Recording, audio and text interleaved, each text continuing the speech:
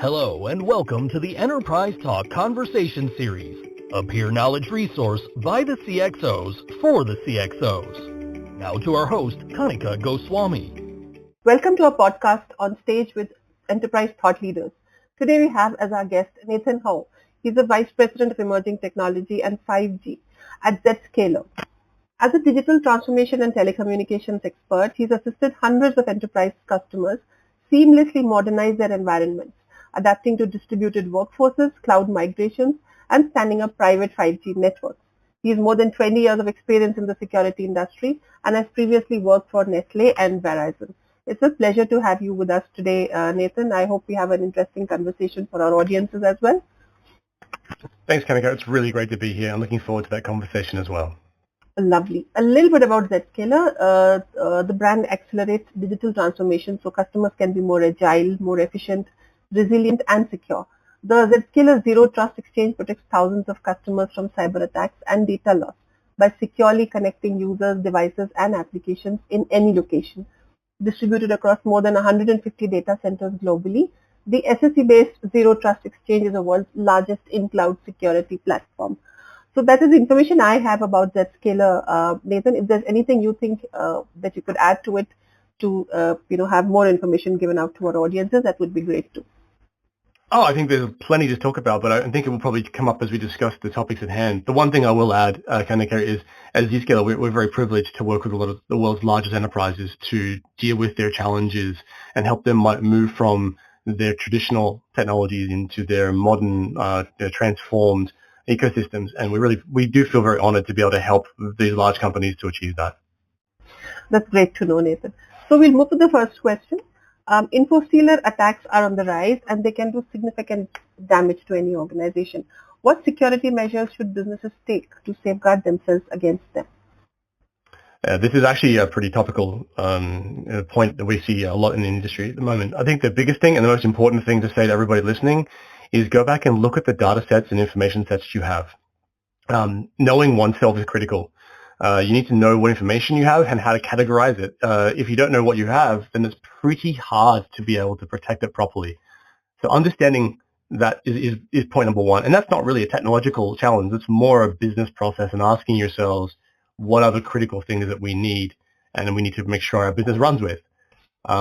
Once we have that, I guess there's kind of a few extra steps to think about. The next one would be to understand where that information, once you've categorized it, could be lost. So the channels in which it could be lost. Could it be somebody accidentally leaving a file on a train, or somebody uploading a file, actual digital file to the internet? Understanding these really it helps you then understand not only what you have and then how it can be lost, but then brings you into the next step, which is understanding the risk and the profile of the risk you have to consider. And of course, once you understand those risks, you can start saying, well, how do I put controls around my assets? How do I put the right controls around those data channels?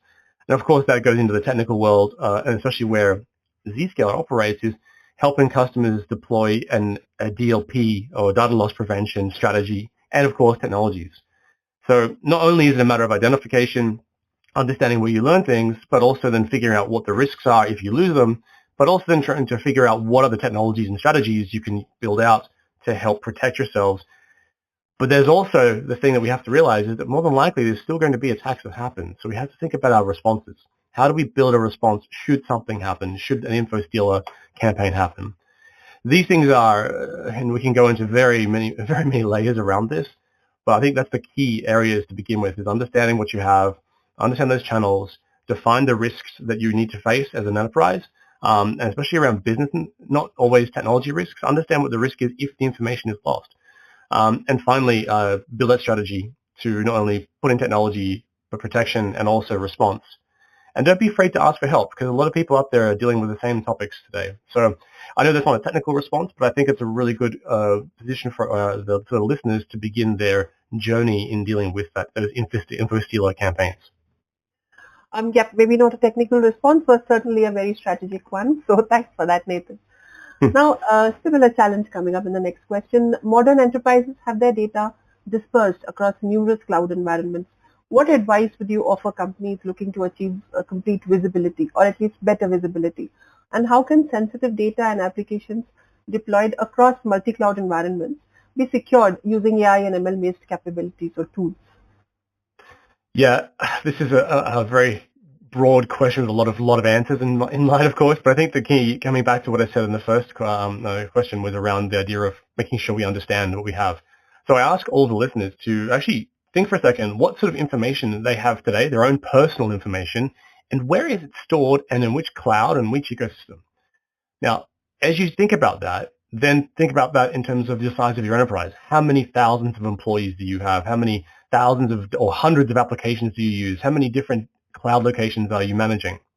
And of course, this becomes the exponential and critical challenge of the modern technology age, is how we manage this. So as I mentioned before, we need to think about what information we do have and what and how it is categorized. We also need to think about how do we start getting control over it. And there's really two ways to provide control that I think enterprises can start dealing with their spread of information. One is what's called inline. So when data is in motion, so it's moving from a user or a machine and going to the cloud or something like that. So having the ability to look in line and inspect and understand what the data set is and where it's going is an incredibly powerful not only tool to give visibility, but allows enterprises to make controls around what data they're willing to accept and what they're not. The same goes for what's called out of band. So this is for the data sets that are sitting somewhere in a stored location. How do you then go and apply your same sort of business controls around that information that's out of band, stored in a perhaps a box.com or a SharePoint file system that may be online? And those sort of controls need to be done not just individually. So you can't have inline and then out of bound. You need to have that in a uniform way. So this is where this inline and out of band service is absolutely critical to drive the vision of where these data sets are being stored. But then we need to consider, of course, as you mentioned, Kanika, the idea of how does AI and ML help in this? Well, first and foremost, one of the critical things about machine learning and artificial intelligence is to have data points. It's all well and good to have an algorithm that can do things, but if you're not giving it accurate data to go look into, it's not going to give you the information you need. So this comes back to that categorization of what you're looking for, understanding what you're trying to protect, but then actually having the intelligence to reach out to various cloud locations or looking at data inline at scale between all of your users and their workloads, or all of your workloads talking to workloads, and looking for that data set that you want to protect. And machine learning can obviously help in that path by saying, I want to protect, for example, my company's information sets that are related to, let's just say a silly example, credit cards. And if we do see any credit card information passing through, we want to stop it, apply controls, maybe warn the user or whatever else. So the goal here is not necessarily just about identification, but it was also to provide education to the end user, and that's where the data points that we see across the cloud from our enterprise users, where they're uploading files in line, in motion, or they're storing files that are in rest. That's what we need to be able to apply the controls. And ML has the ability to obviously run whilst this is all in the background whilst people are doing their things. This is the key to driving visibility, and ultimately visibility leads to control. Right. And now in terms of compliance, many believe that being compliant is enough. However, this does not mean that everything is secure clearly. But so what guidance would you offer to businesses that only want to take the minimum steps necessary to satisfy a compliance audit, but aren't really putting too much thought into the actual security? It's a great question. And I will actually say that I think a lot of compliance steps are actually, to my very first answer in the first question, the basics, which is understanding what one has. Compliance really asks for the minimum of, let's get an inventory. That's really what it does. Now, the inventory can be categorized in different ways, but I think that's a really great point. I think most enterprises, if you look at, for example, manufacturers of food or cars, they're not IT experts, and they're never going to be security experts. So compliance allows them to be able to tick some boxes to help them move them in the right direction. And I think that's a very good beginning point, and actually allows them to drive a better visibility, and then ultimately allows them to be informed to make decisions, whether they make them or not. So compliance itself is a great visibility tool. But then how do you move that into the next step? And that's the question, I think, to your point, is how do we help them understand more? And inventory is great, but one thing I like to kind of think about is if we're looking at these things in line and we have this visibility, then what are the actions? And obviously a compliance requirement normally says, well, if you're not meeting this compliance check or this compliance statement, then you need to have a remediative action, a mitigating factor or something in place. And auditors will use this as a mechanism to help drive a business forward. A company can choose to accept that risk or not. Now, whilst it's not necessarily driving security, arguably you could say that it's again, visibility and then thus into control. The key here is to provide that first insight of what are those data sets that we would probably want to protect against losing, and then locking down the controls after that. So I think compliance starts at a good place, and it gives the visibility, but then drives the actions, and it's up to the enterprises to then say whether they want to accept those actions or accept the risk. In this day and age, as we are becoming more and more reliant on technology and less of the enterprises are technology specialists, and especially around security, as I mentioned, there needs to be a bit more than just compliance. There needs to be, back to the question before about AI and ML, there needs to be a position where a customer, an enterprise can say, this is my risk, go and apply whatever controls are needed to minimize or at least maintain this risk level. So it's compliance will draw a good path, but it's then moving into the actions that is key. And I think that's where, although compliance gives you visibility, it's not enough in the modern world. We need to then obviously have a set of controls based upon the next step. And whether that be leveraging a platform with AI or ML or moving into some sort of enterprise-led security team, it really depends on the company. But yeah, that would be my best way of thinking about it is, again, it's a visibility piece and a step in the right direction. Yes, I quite get that, Nitin. And what is your opinion on the current ransomware scenario and the changes in terms of both vulnerabilities and response strategies? Yeah, this is actually quite fun to see. Things shifted a little bit in the last few months, and I'll use an example of my homeland in a second to kind of give a visibility of it. As an Australian, there's actually Australia's taken some very aggressive steps in the last few months to kind of counteract a bit of this ransomware. But before I get to that, I think I want to break down the ransomware and the InfoStealer campaign actors in two kind of buckets. One is the opportunistic ones, and one is the strategic ones. So opportunistic are the people who are looking for low-hanging fruit to try and go after the easiest, quickest way to get in, cause damage, and get paid. Now, whilst this is certainly probably one of the biggest areas we've seen a lot of challenges over the last couple of years, where we've seen this kind of disparate, just aim at everything and challenge every possible enterprise and attack every possible enterprise. The strategic ones are the ones I think we have to worry the most about. And that's where the sort of ransomware attacks coming from strategic attackers are probably going to be better funded, have better research, know exactly why they're doing something. So they're attacking like a competitor. They could be nation state. I'm not saying they will be, but it could be, and could be more focused on a specific outcome. Whereas the opportunistic ones are collecting information and basically attacking anyone they can as easy. But if I look at where this is heading, the ransomware as a service actors, there's a lot of those out there today, have, as I mentioned before, are rethinking their way of working, especially in relation to countries like Australia.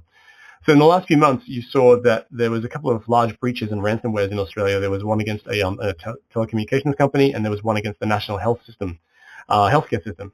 And whilst the Australian government has been, and other governments have been flirting with the idea of policies to disrupt such attacks, one of those, let's say, ideas was to take the offensive. And so I'm going to quote, actually, I got this quote here from the Minister from Home Affairs in Australia, Claire O'Neill, and she said the government is setting up a permanent standing operation that will scour the world and hunt down criminal syndicates and gangs that are targeting Australia in cyber attacks and disrupting their efforts. So basically, Australia is going on the offensive to attack these ransomware actors, which gives them a certain first in the game. We're not really seeing this publicly. No one's really actually come out and said this before. But what we have seen in response to that is that attackers in the ransomware campaigns are rethinking attacking Australia. And actually, there's been quite a few posts in online chat forums around the web from these ransomware groups, actually rethinking Australia as an opportunistic or a strategic attack. So I do think that the whole scenario is shifting of course, along geopolitical lines, but also moving into a situation where ransomware attackers are rethinking how opportunistic they need to be, and then maybe only doing the strategic things in certain regions like Australia, otherwise they'd have to deal with the repercussions. So the industry is moving forward. I think it's really good, but I think that we need to take a lot more activity from the enterprise side to protect ourselves, not just rely on government regulation or interaction. Yeah. So the fact that ransomware attack techniques are evolving more quickly than security safeguards presents a serious problem for businesses, and the added pressure from the double and triple extortion makes it more difficult for them to refuse demands. So how do businesses deal with double and triple extortion ransomware, in the future, in the next couple of years? Yeah, so I think one thing that's become very clear in our conversation, Kanika, that, I mean, obviously data is the new oil, and I think that's quite a common statement across the industry right now. And whether it be utilizing the data like Facebook or Google for sales purposes, or in the situation of ransomware actors is to then ransom your own information back against you. And I think what we're seeing is ransoming is maybe not enough, and that's why we're seeing these hackers step into the double and triple extortions. So obviously taking the information, then encrypting everything you have, and then selling you back the access, and then actually stealing your data and selling your data back to you, or in the case of a triple extortion, is then maybe even utilizing your information for other nefarious means, like selling it on to competitors, as well as a number of other actions. So in this case, the biggest thing I think that we're seeing is that we need to, I'm going to come back to my first point of, we need to know what the key information data sets are that a company has and protect those. And it comes down to really those four main points. I think you can do three main points I mentioned earlier, and I'll add a fourth one to the conversation now. So obviously understanding the data sets and categorizations of the information that an enterprise have is absolutely critical to moving the protections in the right place. So then you can provide the best sort of risk assessment of your ecosystem and then protect those assets as you need. But when I talk about protection, one of the things that we talk about, it's a very blanket statement, but one that I'm going to emphasize is the idea of zero trust and granular access. So the idea of only allowing an authorized user access to information rather than allowing everybody in the company. By doing that, you greatly reduce the attack surface that you would have for that data set and your information set, and you can protect your enterprises. And what we've seen when we work with our customers and looking at our global cloud, we see that even though our customers have policies to protect information sets and to allow individual users to get access to things, we still see a number of policy violations a day. So globally for us as a company, we see 300 plus billion transactions a day. And in those transactions, we're seeing around 10,000 policy violations every day. So even though policies are in place and people are putting controls in place, there's still policy violations. And that has to be put through, I guess you can say, a funnel to become more and more granular in that zero trust place so that you don't have policy violations. You want to restrict down to only the minimal access.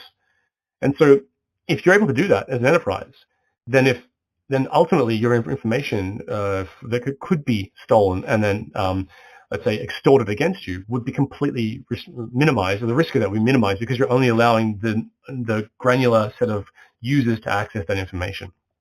So in terms of where I think this is going and what people can do is really start thinking about how they get into that granular control layer to only allow the most important information to be accessed by the right person and shared by the right people as well. And that's where a zero trust journey will take enterprises on. We'll be able to understand exactly what is the authorized initiator going to that authorized destination application data set. So Nathan, we all know that a robust supply chain is essential for the health of every organization since, what we've witnessed in the past 2 years. The supply chains took a beating and then so did the enterprises. Now, so how can companies make their supply chain more intelligent and more resilient? What part does industrial edge play in all of this? Yeah, this is a really hard topic for enterprises and even harder for those that are not tech focused to kind of comprehend and deal with. Supply chain is a big topic that we are seeing, and it's not necessarily just around the technology that is fueling the supply chain environment. It's also the types of services that are consumed. So as a fun example would be people are using web-based email for work. Okay, that's great, but what happens if that web-based email services becomes compromised. There's an entire supply chain scenario that is not really considered because you're buying a service. But this comes back again to my initial point of understanding what you have. The difference though in this is enterprises need to start thinking about picking partners that provide these services to them, and then and think about what sort of partners they are, and identify partners that share their goals and needs. And what I mean by that is you don't want to go, as an enterprise, go and buy a set of services from somebody who's not driven around protection of the business, or not focused on dealing with the supply chain. Because every supplier you're buying from in terms of IT is going to have a subset of suppliers that are supplying them with all sorts of software and other functions. So it's important to understand you can talk and have a trusted partner who will work with you on those goals. But if you really focus on that and really consider how we can better optimize our supply chain usage and the risks, there are a couple of things that need to be thought of in terms of delivery here. We're seeing, by the way, some government organizations take action on this. And one of the big ones that's just come out from the European Council was this year in 2020 with the Digital Operations Resilience Act. And that's really calling out the idea that companies not only need to drive compliancy, it's back to your earlier point, Kanika, but also drive the idea of visibility. So not just visibility to themselves, but visibility to an authoritative body, so to the European Council. But compliance has to be more than ticking boxes. So when I look at that, there are kind of three areas that I think that are key when it comes to dealing with supply chains. And one is we need to make sure we're reducing the attack surface. So what I mean by that is don't leave things open that shouldn't be open. It's a simple statement, I know, but if we have services from a third party, don't leave the third party's admin portal open to the entire internet to connect to.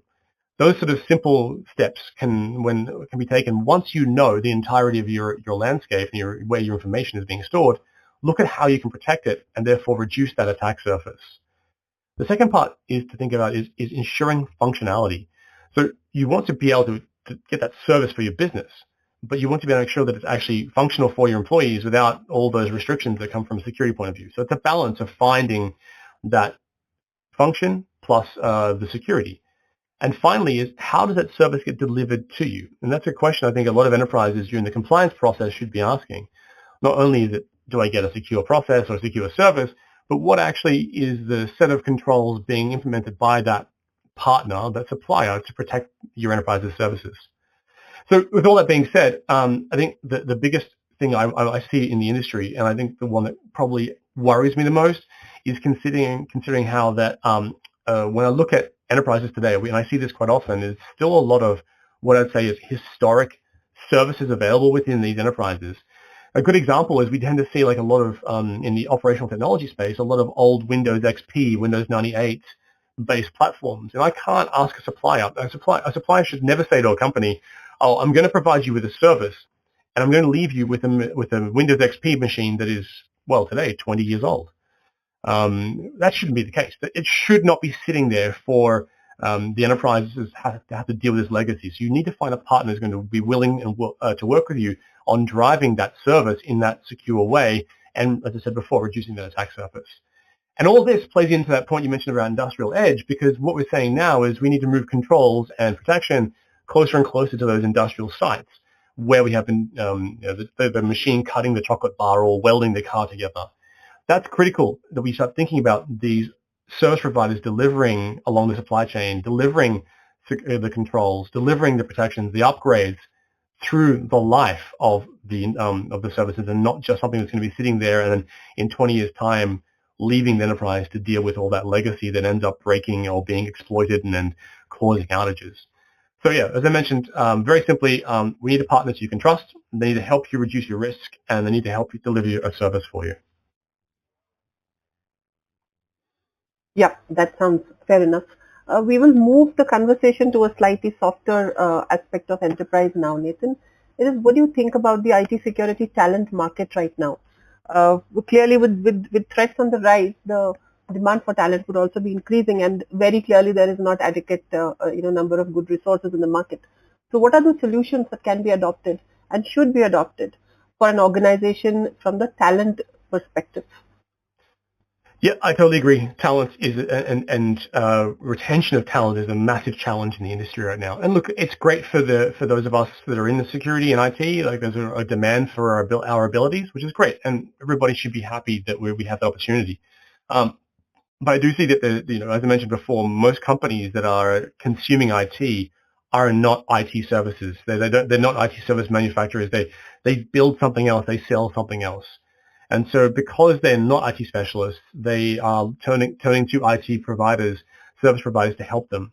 And to the earlier question, you need to find that partner that drives the same goals that you have. So if I look at this in terms of a couple of fun things, I think automation is going to be one of the biggest areas we see the advantages for customers and for enterprises. Automation is going to move from being a technical automation, so like scripting and all those other things, into more of a business-driven outcome. So businesses will start building a lot more of the logic around what the business requires that will then, for example, business needs to enable a new manufacturing site to build, to make, I don't know, again, chocolate bars. Well, that then obviously is going to have a lot of required technical outcomes, and that shouldn't be something that's manually done. That should be automated so that when that new site goes online, all the automation goes through and provisions the access, the controls, and so forth. And that's where I think we're going to see a lot of that AI ML direction really impact the industry. It's going to be also the point where we're not going to allow just everything and anything to happen, because IT historically has been very network centric. We put everything on a network. We allow everything to connect because we trust the network, and that's just not the world we live in today. And that's what these ransomware actors are exploiting. So we need to move in that AI ML functionality needs to be automating the connectivity and access for our enterprises, but doing it in a very granular way. So talking about that zero trust, very granular permissions, only allowing the right user or right service to talk to the correct service on the other side. Those known and expected patterns will become obvious to businesses when they build out that business logic, not an IT logic, business logic. And the business logic will have an impact on the IT logic after that. I think that the talent to drive this will no longer be about hands-on boxes, as has been the case historically. It will be more around how do we drive talent into this automation area. So the automation will be a massive, massive advantage for those who can master it. And I do believe the mastering will be a business logic flow. And we need to make sure that we don't ever move away from that. We still have to have an eye on the history because there will always be on-premises and stuff we have to deal with. But as we drive the talent pool forward, it needs to be more on the how do I get the most value out of these talented individuals in the industry. So as a summary, I think the best thing to say is that we are in a position where we need to look for optimized ways of executing with the people we have, the talent we have, to get the best value out of them. And there's a lot of areas around automation, as I mentioned, that'll help. And I think that's the key. The more we can get that value from those talented people will help the industry move forward. While I agree with you on that, Nathan, the moment we say AI and then we say the talent can be, augmented with that, it becomes a kind of a tricky question, so we'll not go there. Well, just to counteract that, I think that I agree with you because it's obviously people think AI ML is going to replace them, but I actually would argue that it's actually going to enhance them to do real cool things. So I look at ML as a mechanism to help drive the focus rather than keeping the lights on and doing all the manual tasks. Right. AI can do that, and we can go and do the fun things instead. Yeah, fun things. And of course, so that's what I said, AI and ML can help to enhance whatever, talent we have already, so we don't have to waste the real talent in doing the everyday jobs. But that's fine. That's the topic is still out there, and I'm sure a lot of experts are discussing it as well. One last question, and that is from the technology perspective. What did you observe about customer acceptance of zero trust during the last 2 years?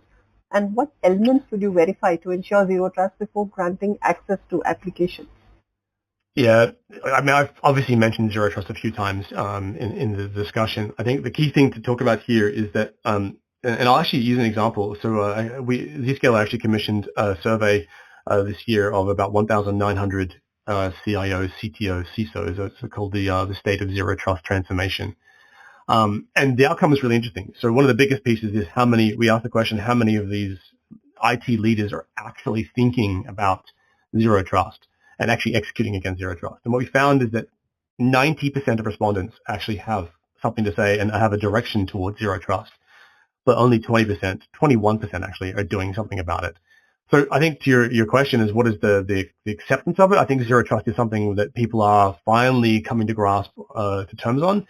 There's still a lot of fear, uncertainty, and doubt in the industry. There's still a lot of challenges around this in the industry. People are exploiting the lack of knowledge to try and tell you that a network on-premise the firewall is a zero trust solution.